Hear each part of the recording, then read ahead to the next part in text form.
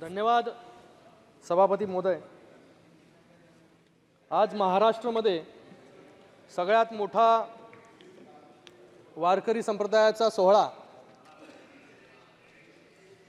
सुरू आहे. सगळ्यात मोठा उत्सव ज्यात लाखो भाविक जे आहे, वारकरी जे आहे, हे पायी पंढरपूरला जातात आणि पांडुरंगाचं दर्शन तिथे घेतात, आशीर्वाद घेतात.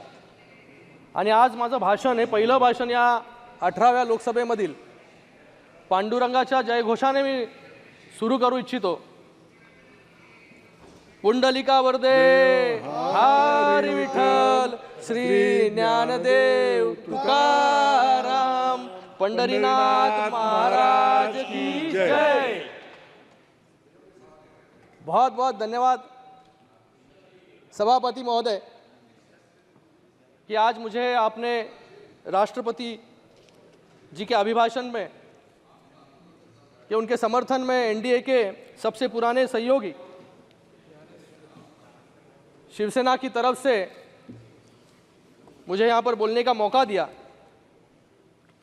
शिवसेना सबसे पुरानी साथी इस एनडीए में है.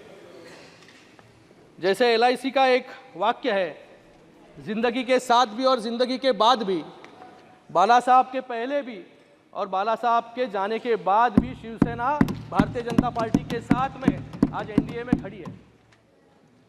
सबसे पहले देश के जनता को, महाराष्ट्र के जनता को और मेरे कल्याण लोकसभा की जनता को मैं तहे दिल से धन्यवाद अदा करता हूँ कि तीसरी बार मुझे इस सदन में मेरे कल्याण लोकसभा की जनता ने चुनकर भेजा और तीसरी बार फिर से मोदी जी को इस देश का नेतृत्व सौंपा और मोदी जी को तीसरी बार प्रधानमंत्री बनाया.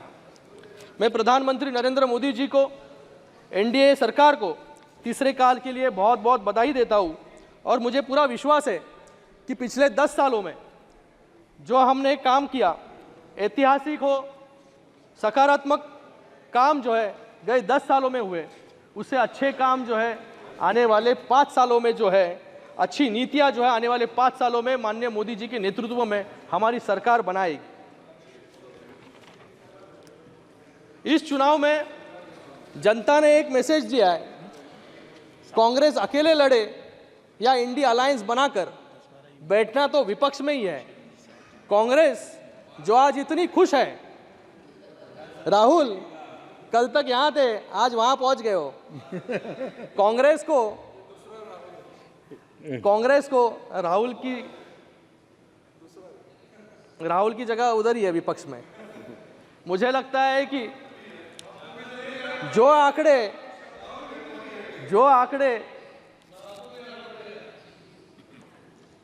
कांग्रेस को ऐसे लग रहा है कि आज वो विपक्ष में नहीं बल्कि सत्ता में है, इतनी खुशी जो है उनको विपक्ष में बैठकर महसूस हो रही है.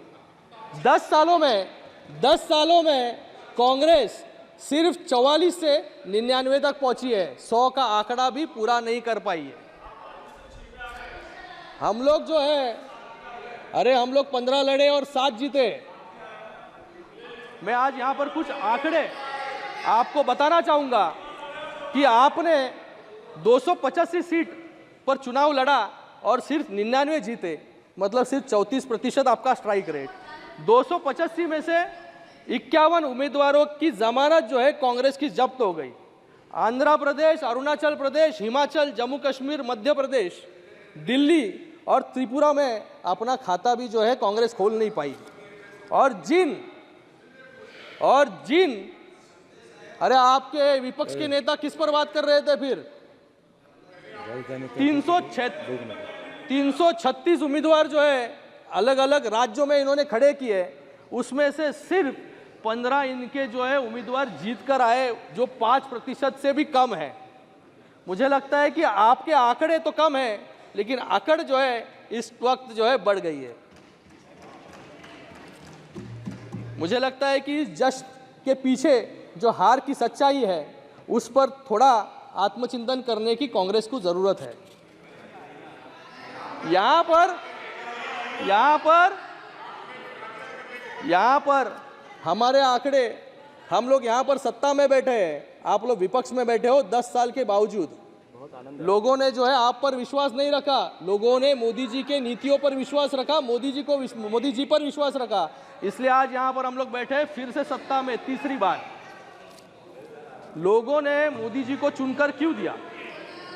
हम सबके लिए गर्व की बात है कि भारत में लोकतंत्र का सबसे बड़ा उत्सव शांतिपूर्वक ढंग से पूरा हुआ और तीसरी बार भारत ने प्रधानमंत्री मोदी जी के नेतृत्व को चुना। 2024 में दुनिया की आधी आबादी चुनाव प्रक्रिया में भाग ले रही थी। अभी तक 80 देशों में चुनाव अभी हो रहे हैं, 55 देशों में चुनाव हुए, 33 देशों में सरकार बदल गई, बदलाव हुआ, लेकिन हमारे देश ने तीसरी बार सशक्त सरकार मोदी जी के नेतृत्व में यहाँ पर बनाई। एक महत्वपूर्ण प्रश्न यह है कि जब विश्व भर में बदलाव की लहर है, तब भारत जैसे डाइवर्स और सबसे बड़े लोकतंत्र में स्टेबिलिटी कैसे है? उसका सबसे प्रमुख कारण है जनता को हमारी नीतियों पर विश्वास। हमने दिखा दिया है कि अंतर्राष्ट्रीय स्तर पर भारत की छवि गए 75 वर्षों में सबसे ज़्यादा मजबूत अभी हुई है। आज हमारा देश किसी पर भी निर्भर नहीं है, बल्कि बाकी देश जो है भारत पर जो है निर्भर है। कांग्रेस सरकार की पॉलिसी, फॉरेन पॉलिसी ने हमारी इंटरनल सिक्योरिटी को कमज़ोर किया और इसी के कारण 26/11 हमलों का हम कोई जवाब नहीं दे पाए। लेकिन आज वक्त बदल गया है, हमारी सरकार पाकिस्तान को सर्जिकल स्ट्राइक के माध्यम से जवाब देती है। G20 के डिक्लेरेशन में विश्व के सबसे शक्तिशाली देशों के साथ कंसेंसस बनाकर मोदी जी ने भारत की ताकत पूरे विश्व को दिखा दी। आज सऊदी अरेबिया हो, UAE हो, बहरीन हो, इजिप्ट हो, ऐसे देश अपना सर्वोच्च नागरिक सम्मान हमारे प्रधानमंत्री जी को देते हैं। जब इस सदन ने 370 हटाया, तब विपक्ष के कुछ साथी और कुछ चुनिंदा देशों को अगर छोड़ा तो पूरे विश्व ने इसका समर्थन किया। जिस भारत को थर्ड वर्ल्ड कंट्री बोलते थे, वो आज थर्ड लार्जेस्ट इकोनॉमी बनने के रास्ते पर है। आज विश्व स्तर पर प्रधानमंत्री जी को जो सम्मान मिलता है, वो 140 करोड़ देशवासियों का सम्मान है, भारत का सम्मान है। वो प्रमाण है भारत के विश्वगुरु बनने का। कोरोना महामारी हो, उसके अंदर 30 करोड़ से ज़्यादा वैक्सीन जो है हम लोग ने एक्सपोर्ट किए और 100 से ज़्यादा देशों को जो है उसका फ़ायदा हुआ। यहाँ पर कुछ आंकड़े मैं प्रस्तुत करना चाहूँगा कि 2014 के पहले हमारी स्वास्थ्य व्यवस्था कैसी थी। 2014 तक देश में सिर्फ 7 एम्स थे और 390 मेडिकल कॉलेज थे, लेकिन आज 16 नए एम्स और 315 नए मेडिकल कॉलेज जो है शुरू हो चुके हैं। आज जम्मू कश्मीर में भी एम्स का निर्माण जो है वहाँ पर हो रहा है। 10 साल में भारत 11वें नंबर से 5वें नंबर पर पहुँचा है। स्टार्टअप जो आज 1 लाख से भी अधिक है, वो 2014 में सिर्फ 350 था। नेशनल सिक्योरिटी की बहुत बात यहाँ पर हो रही है, यहाँ पर अग्निवीर की बात हो रही है। मैं यहाँ पर अगर बात करूँ मुंबई, जिसने 2008 में आतंकवाद की दहशत देखी और उसमें भी जब भी के कांग्रेस के गृह मंत्री थे तभी कपड़े बदल रहे थे, ऐसी व्यवस्था में 2008 में 26/11 जैसा हमला हुआ और जब ये हमला हुआ तब हमारे पुलिस कर्मियों के पास 303 राइफल, मतलब जो सेकेंड वर्ल्ड वॉर में यूज़ हुए थे, वो 303 राइफल के साथ जो है हमारा डिफेंस सिस्टम, मतलब पुलिस जो है आतंकवादियों के साथ जो है लड़ाई वहाँ पर कर रही थी। लोगों के पास जो है बुलेट प्रूफ जैकेट नहीं थे और आज जो है यहाँ पर ये अग्निवीर पर जो है बात कर रहे हैं। इनको कोई नैतिक अधिकार यहाँ पर नहीं है कि 2008 में बम्बई ने उसके पहले भी सीरियल बम ब्लास्ट देखे, लेकिन गए 10 सालों में ऐसे एक बड़ा शहर कोई नहीं, आज भारत में एक भी ऐसा शहर नहीं जहाँ पर जो है गए 10 सालों में एक भी हमला हुआ हो।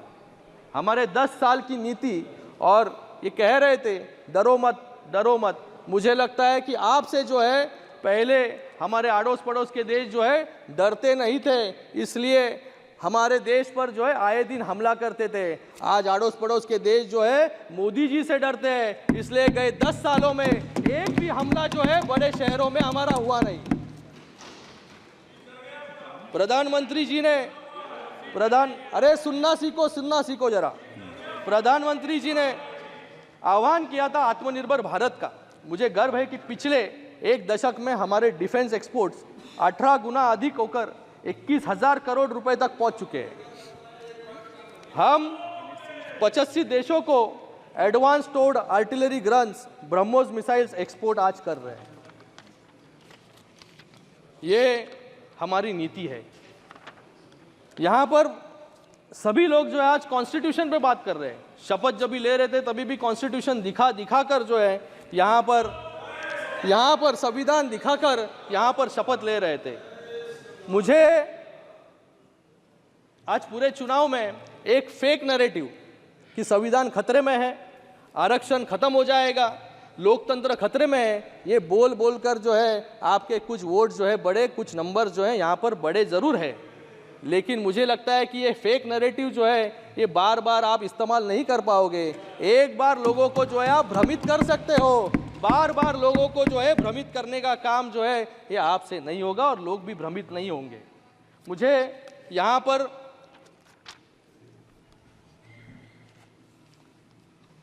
इंडिया अलायंस के सांसदों ने यहाँ पर कहा कि संविधान जो है अगर भाजपा की सरकार आई तो ये संविधान को फाड़ कर जो है फेंक देंगे। मैं उनको याद दिलाना चाहूँगा, ये मनमोहन सिंह जी की सरकार नहीं है कि जहाँ पर राहुल जी ने जो है ऑर्डिनेंस को फाड़ कर जो है फेंक दिया था। ये हमारी सरकार है, यहाँ पर संविधान पर चलने का काम जो है हमारी सरकार यहाँ पर करती है। आज डॉक्टर बाबा साहेब अम्बेडकर के नाम पर जो है आप लोग यहाँ पर राजनीति करते हो, लेकिन डॉक्टर बाबा साहेब अम्बेडकर जी को 2 बार हराने का काम अगर किसने किया होगा वो कांग्रेस ने किया। कांग्रेस ने जो है नेहरू जी ने डॉक्टर बाबा साहेब अम्बेडकर के विरोध में जो है प्रचार भी यहाँ पर किया। और मैं एक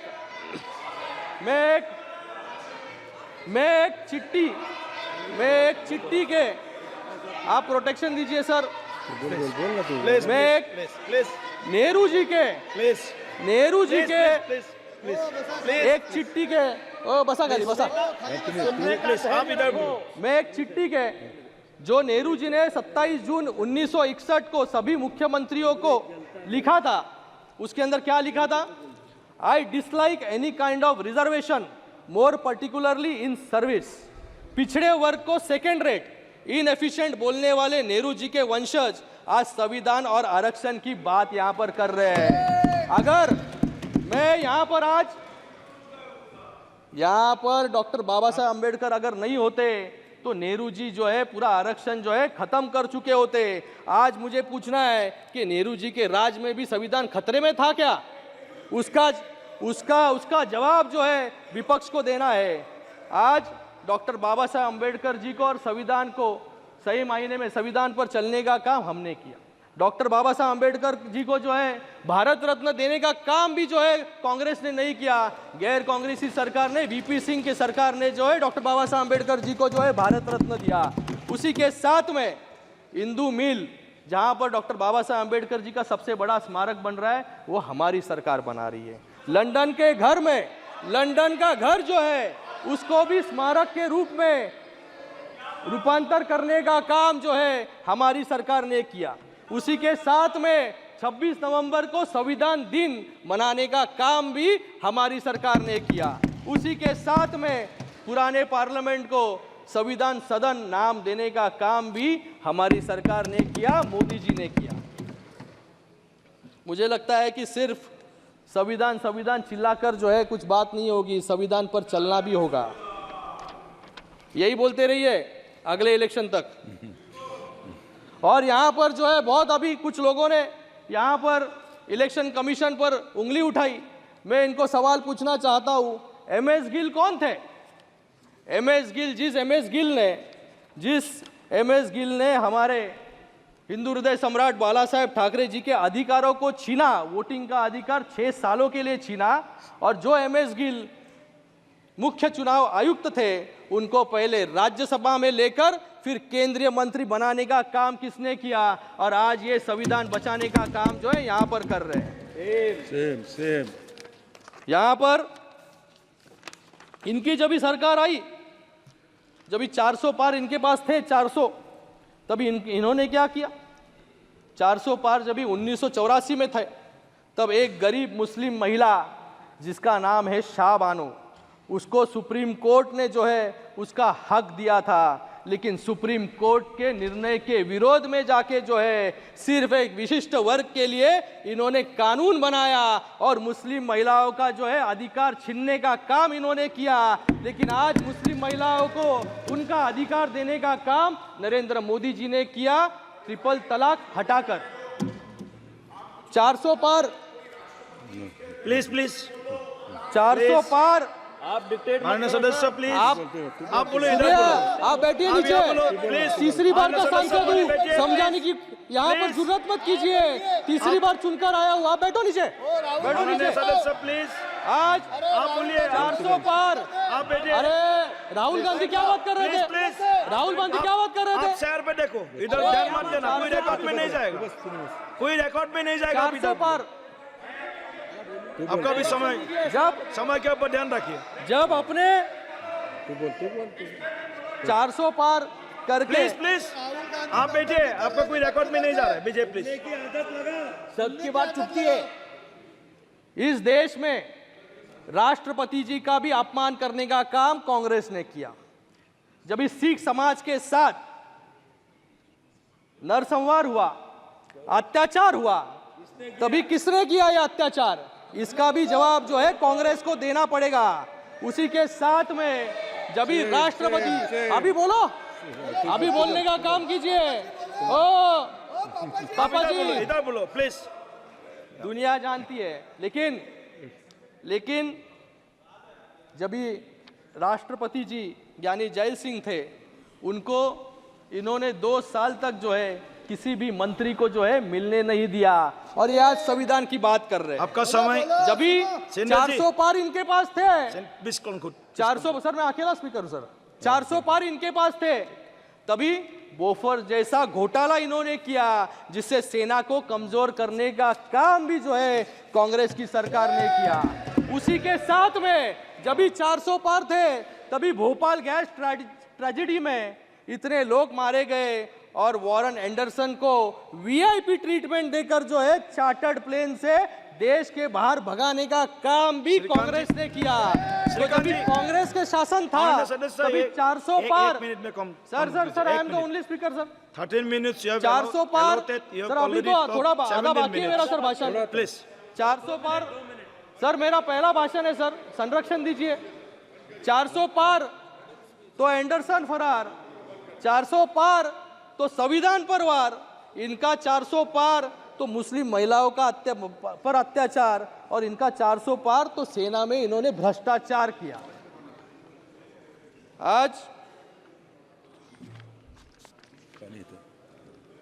आज महोदय महाराष्ट्र की यहां पर बात करूंगा। आज महाराष्ट्र में डबल इंजन की सरकार है। आज डबल इंजन की सरकार जो है, सरकार किस प्रकार विकास के कार्य काम कर सकते हैं, ये मुझे लगता है कि कुछ उदाहरण जो है मैं यहाँ पर देना चाहूँगा।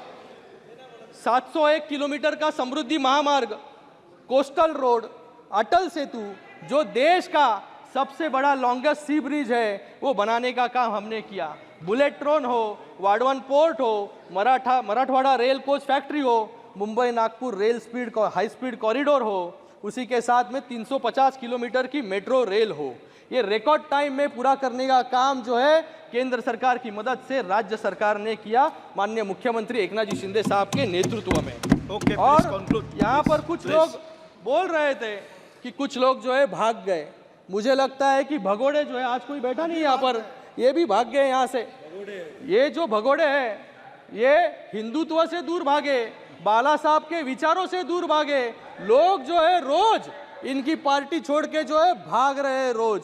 और आज चुनाव जब भी हुआ लोकसभा का, तो असली शिवसेना और नकली शिवसेना जो है लोगों ने इनको दिखा दी कि कौन जो है असली शिवसेना के साथ, बाला साहब ठाकरे जी के शिवसेना के साथ खड़ा हुआ है। आज इनके सामने हम लोग जो है 13 सीट लड़े, इनके सामने 13 में से 7 सीट हम लोग लड़े और 2 लाख ज्यादा वोट जो है हमें, जो बाला साहब की शिवसेना है उनको मिली। लोग जो है शिवसेना के साथ, हिंदुत्व के साथ जो है यहाँ पर खड़े हुए हैं। इनको तो जो बाला साहब हमेशा कहते थे गर्व से कहो हम हिंदू हैं, आज इनके नेता को जो है हिंदू शब्द इनके भाषण में जो है यूज करने शर्म आती है। हिंदू शब्द जो है, हिंदू शब्द इनको इस्तेमाल करने में शर्म आती है।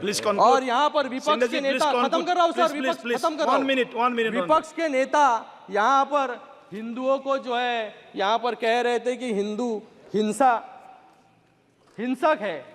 मैं छत्रपति शिवाजी महाराज जी के भूमि से आता हूँ और छत्रपति शिवाजी महाराज जी ने जो है हिंदवी स्वराज के लिए जो है, हिंदुत्व के रक्षण के लिए जो है देव देश आणि धर्मासाठी शिवाजी महाराजांनी जे आहे हे तलवार हातात घेतली।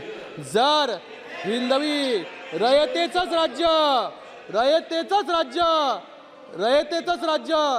M not yielding sir, I am not yielding, रयतेचं राज्य यावं म्हणून हातात जर तलवार नसती घेतली तर आज अटक पासून ते कटक पर्यंत हिंदवी स्वराज्य जे आहे हे तेव्हा स्थापन झालं नसतं। तर थोडा अभिमान बाळगा, संभाजी महाराजांचा रोल तुम्ही करता, त्यांचे जरा गुण जे आहे गुण तुम्ही ते घ्या जराशे संभाजी महाराजांचे।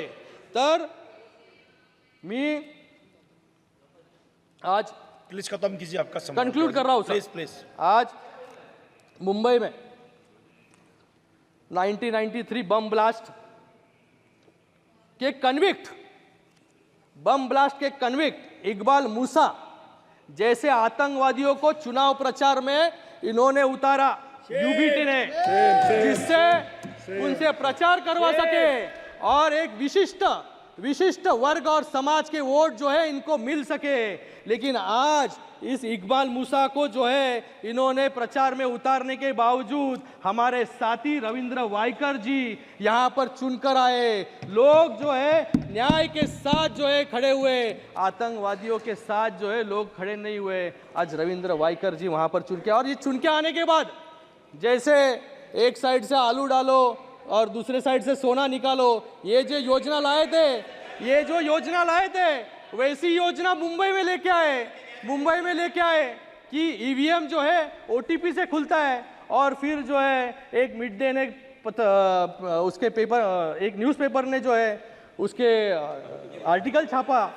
सर कंक्लूड कर रहा हूँ। आर्टिकल छापा कि एक के मोबाइल में जो है ओटीपी आया और ईवीएम खोल के हम लोग ने हमारी प्रत्याशियों को जो है यहाँ पर जिता दिया। और फिर उस न्यूज़पेपर ने माफ़ी भी मांगी, लेकिन उस न्यूज़पेपर के आर्टिकल को, सर खत्म कर रहा हूँ, लास्ट लाइन, न्यूज़पेपर के आर्टिकल को जो है ट्वीट करने का काम जो है एलओपी ने किया। क्या मैं उनसे पूछना चाहूँगा, जैसे न्यूज़पेपर वालों ने जो है माफ़ी मांगी, आप भी माफ़ी मांगेंगे क्या रविंद्र वाइकर जी से? Okay, thank you sir. हो गया तो मैं आज यहाँ पर सर खत्म कर रहा हूँ, लास्ट लाइन सर। आज यहाँ पर जो फेक नैरेटिव महाराष्ट्र में भी, sir please last line sir, concluding line. आज महाराष्ट्र का इकोनॉमिक सर्वे सामने आया है। लोग जो है फेक नैरेटिव फैला रहे थे कि महाराष्ट्र से जो है एफडीआई बाहर जा रहा है, महाराष्ट्र से जो है धंधे बाहर, मतलब बिजनेस बाहर जा रहे हैं, फैक्ट्रीज बाहर जा रहे हैं। ये इकोनॉमिक सर्वे ने जो है इनके मुंह पर जो है एक तमाचा जो है जोर का लगाया है कि महाराष्ट्र आज जो है क्या कहता है कि आज इकोनॉमिक सर्वे के अनुसार महाविकास आघाड़ी के शासन में जीएसडीपी 6.76% था, जो आज बढ़कर 9.4 हो गया है। Thank you. आज निवेश में महाराष्ट्र, सर एक ही लाइन कंप्लीट कर रहा हूँ, एक ही लाइन है सर। आज निवेश में महाराष्ट्र अव्वल है और हमारे राज्य में 21,000 रजिस्टर्ड स्टार्टअप है, जिससे 2 लाख से अधिक रोजगार जो है लोगों को मिले हैं। एफडीआई में महाराष्ट्र सबसे नंबर 1 है और उसी के साथ में 22 लाख महिलाओं को हमारी शिक्षा नीति से फायदा हुआ है, जो एमबीए के समय सिर्फ 7.12 लाख था। और उसी के साथ में मैं ओके, थैंक यू यहाँ पर आपका बहुत बहुत धन्यवाद अदा करता हूँ कि आपने इतना समय जो है यहाँ पर मुझे दिया। और फिर से एक बार मैं सभी नए सांसदों को यहाँ पर बहुत बहुत सबका अभिनंदन करता हूँ कि जो आज 281 नए सांसद यहाँ पर चुनकर आए हैं, उनको भी बहुत बहुत शुभकामनाएं। धन्यवाद। जय हिंद, जय महाराष्ट्र।